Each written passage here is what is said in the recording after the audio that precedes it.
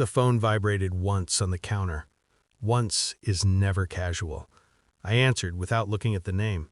Yeah? My brother didn't greet me. He inhaled like he was bracing for impact. I have to ask you something weird, he said. Water hissed from the bathroom down the hall. Steam crept under the door. My wife's silhouette moved behind frosted glass. Familiar.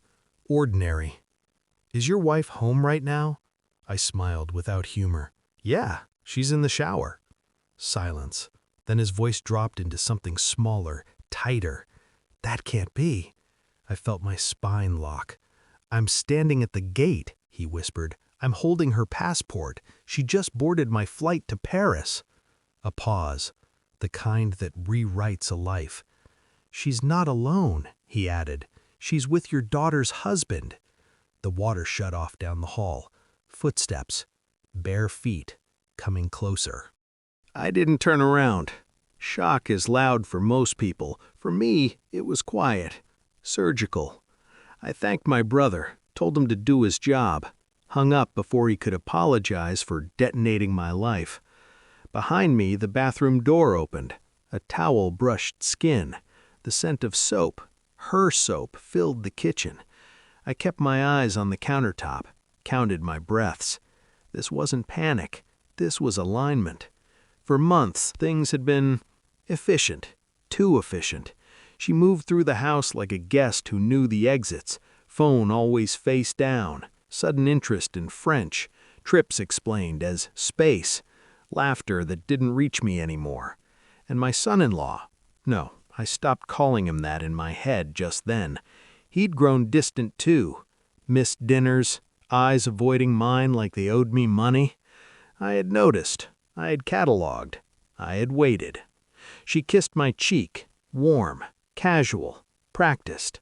I'm gonna lie down, she said. I nodded. The house settled back into its normal rhythm, lies humming through the walls like electricity. I stood there long after she left the room, listening to my life rearrange itself. I didn't confront her. That would have been inefficient. Instead, I observed. I pulled phone records at work, disguised as routine, numbers repeated like fingerprints. I requested security footage from the building across from our cafe. My friend owed me a favor. There they were, her laugh, his hand at her back. I ordered a DNA test under the guise of a medical survey. Results took 2 weeks, 2 quiet weeks where I smiled, cooked, listened. At night, I lay beside her, memorizing the cadence of her breathing, wondering how long she'd been rehearsing this version of herself. I booked a flight to Paris, same route, different seat. When the DNA results arrived, I read them once, then again. Then I folded the paper carefully and placed it in my wallet.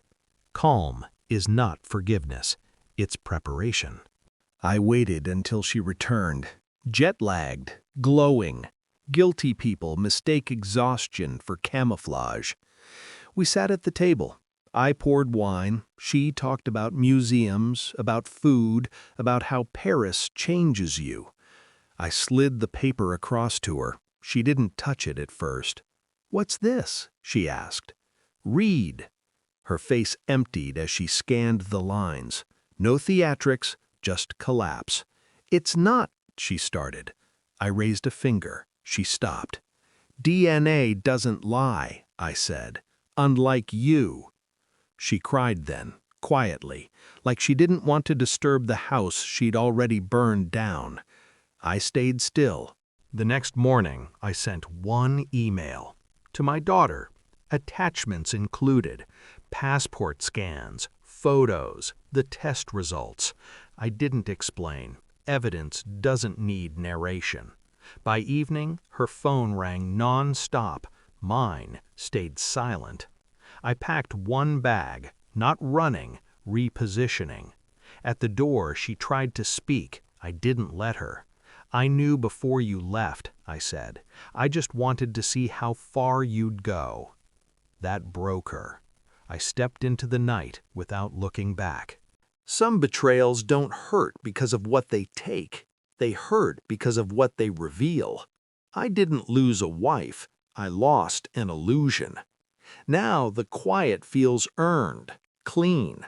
Power isn't loud. It doesn't need witnesses. It just walks away and never answers the phone again.